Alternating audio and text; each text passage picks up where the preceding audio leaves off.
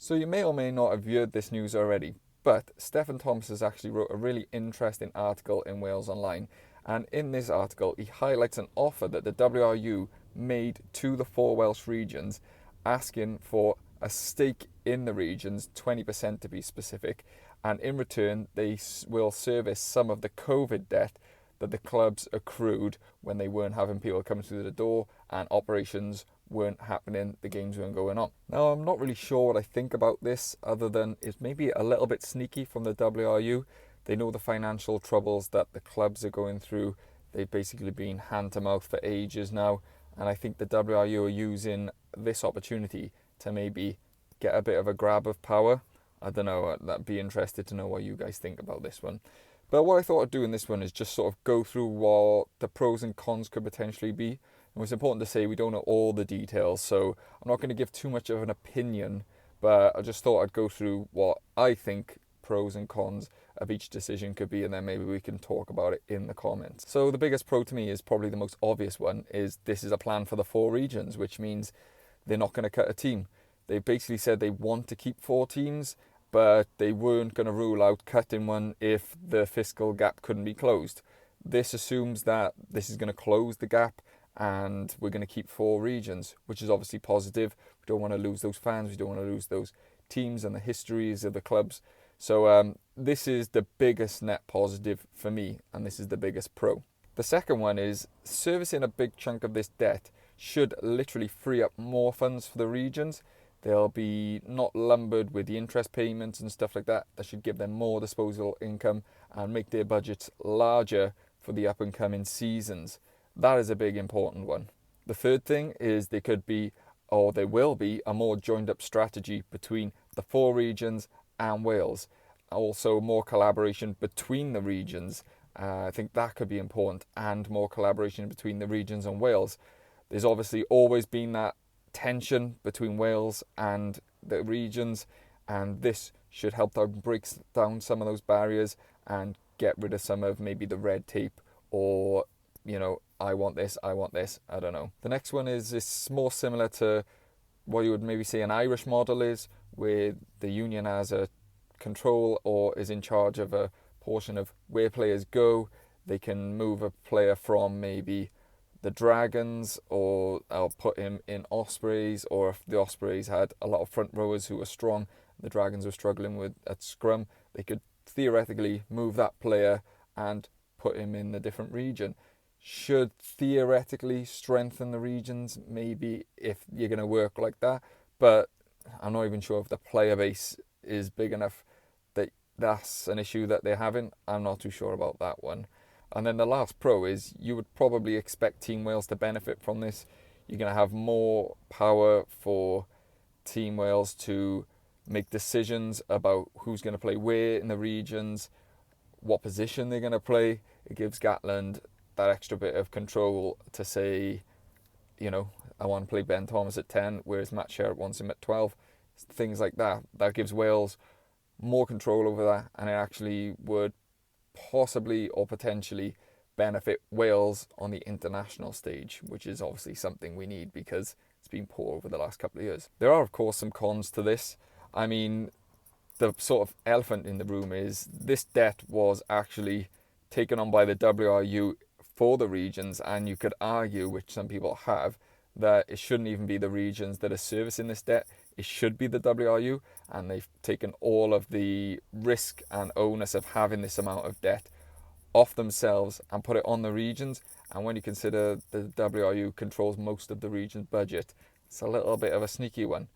Obviously, this is going to end in a big loss of autonomy. It's going to be interesting to see how much autonomy they do try and take, or how much they're demanding. A 20% stake, you'd say, okay, that's not that much, but it really is if they're a real strong shareholder who is constantly putting their stamp, demanding and expecting things to go how they want it.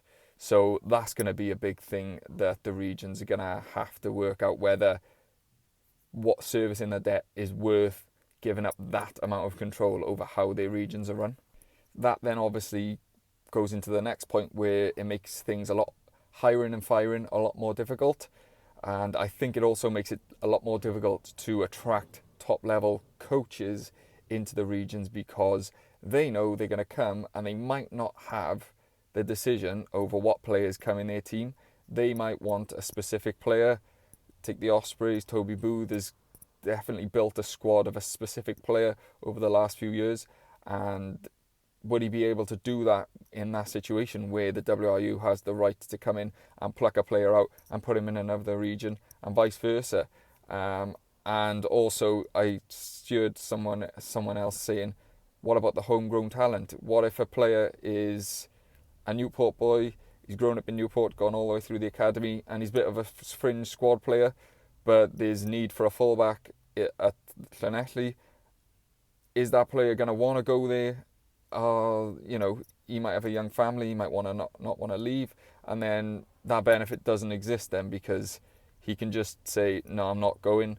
Or you're losing homegrown talent. The Rodney Parade fans may love him because he's come up through since he was a kid and he's a Newport boy, and then you're putting him and dropping him in the Scarlets, where he's not really got any affinity or any loyalty to that club. I don't know. And then my last con is probably not as serious and probably a lot less likely, but if there's a lot more control by the WRU and they have a lot more control in the finances of the regions, are the regions and the CEOs and things and stuff gonna be as determined to drive revenue increase and just generally make things better, because they know they're gonna have that safety net? The WRU now has a stake in us, and they're gonna pretty much almost have to bail us out if we get into financial trouble. I'm not sure if that's such an issue, but it could be a potential conflict of interest then. So that's just some of the pros and cons. There's probably more. You guys can probably think of some. And as for if I think this is a good idea, I'm actually so on the fence with this one. There's so many things you could say would benefit, but then having an overlord over the regions, the WRU already have a lot of control because they basically hold the purse strings, as we've seen over the last few years.